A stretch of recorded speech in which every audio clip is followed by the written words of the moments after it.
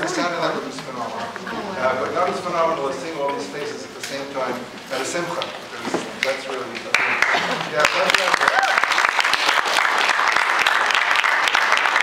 you all know that 50 years ago, if I can actually utter that phrase, 50 years ago in room 203 at the seminary, Stanley convened 12 of his friends and Chuck Kleinhaus sitting over there, and some of the rest of you decided to continue what had been a summer camp experience and create something really totally remarkable, which is a place where Jews could come and sing and have a good time and sing choral music and really be happy together and not think about anything except being together. And that's really something that we all owe Stanley a great debt of gratitude to. And so Stanley is sitting there, but now I'm going to call up Stanley Sperber and let's give him the enormous...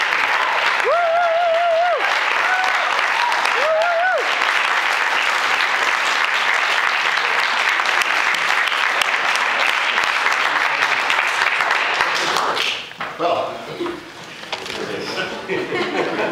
this is the non-mandatory rehearsal, huh? Well, it's good that you came because there are going to be quartet exams tomorrow. You'll be in better shape than the people who didn't show. What can I tell you? I'll tell you stuff as we go along because I really can't say too much right now except that I'm thrilled to be here and see you guys again. It's like Mikey said, it's kind of hard to think about 50 years. I told my friends in Israel that the main reason I was coming was there was just to keep alive the rumor that I'm still alive. And to prove it to myself, too. So I'm really glad. Of course, I'm overjoyed that Chuck decided to come because, as you know, when we started this thing in the beginning, Chuck was the first businessman of the choir, and we took this on ourselves. It would be a gross exaggeration to say that we had any idea that it was going to develop into what it developed. We were just a bunch of 18-year-olds who were just wanted to sing. And the funny thing is that the guy who actually planted the first seed for this thing was Yonatan Zak, who was a music counselor in Camp Massad, and I saw Yonatan just 3 days ago. I told him about this. It was Yonatan who conducted the Council's Choir. He's, of course, a virtuoso pianist, but in those days he was the music counselor in Massad, and he's the one who brought us together, this Council's Choir, and he was also a virtuoso Chalili player. I'll never forget that. He used to play cannons out of two sides of his mouth. With two Chalilim. Which was quite amazing, especially since that wasn't even his instrument. And Yonatan really kindled this love for us, and that's why we decided there's no way we can stop singing.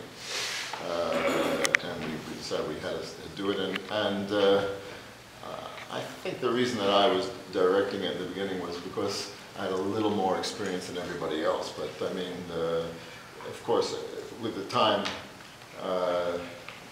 when we sang our first big concert, so to speak, in Boston, in Brandeis University. I don't know, any of you were there? Were you there? It was an Israel Independence Day concert, and we sang some of this repertoire there. And the choir was okay, but nothing. I remember two things from the concert. First of all, it was a very small stage, and I remember I was standing with my heels off the stage and the front part of the shoes on the stage. I felt pretty comfortable. And I was conducting, there was a woman in the first row who kept saying to her friend, he's going to fall off the stage.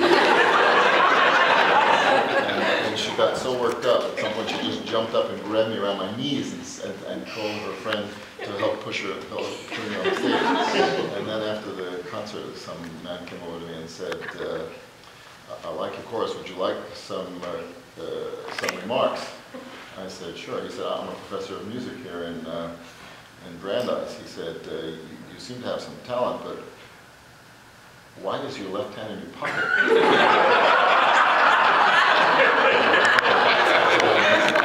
I don't know what to do with my left hand. I said, do anything, but not your pocket.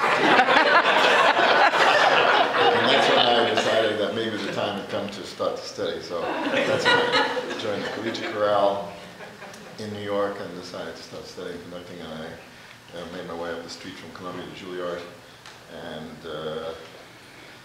then of course came the famous visit from Aaron Svitropis.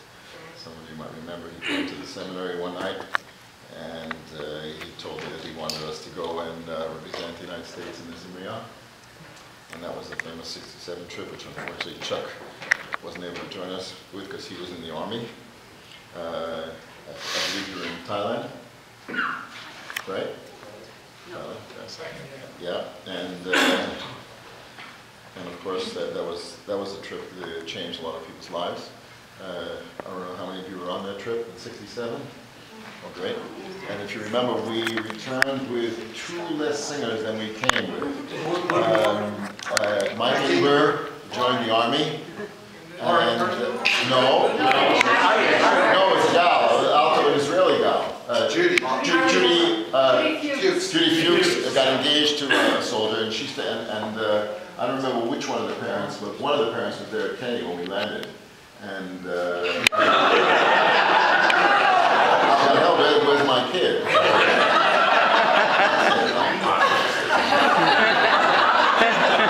Kid's in the army. Well, you took him, you should have brought him back. So when we went in '70, everyone had to bring a written note from the parents that I am not obligated to bring them back. And so that was the '70, and after that, of course, Mati took over, and I'm so thrilled at what happened to Zamir in the last 38 years. I couldn't be happier to be back with you and to do this concert. It was a thrill for all of us, and I'm very moved by it myself. Along with Chuck, Tammy came in as well. I don't know how many of you know, but Tammy formed the Zamir Chorale in Jerusalem, and we've been working together in Israel in the Jerusalem Chamber Choir for many years. And I think we should get singing. I asked Tammy if she would do a little warm-up with us, and then I think we should see how much we remember or forgot. So Tammy, please. Before you do that, I'm saying goodbye because I hate doing warm-ups, even though I love Tammy. I have another rehearsal to do. It's thrilling to see you. Thrilling to see you, Stanley.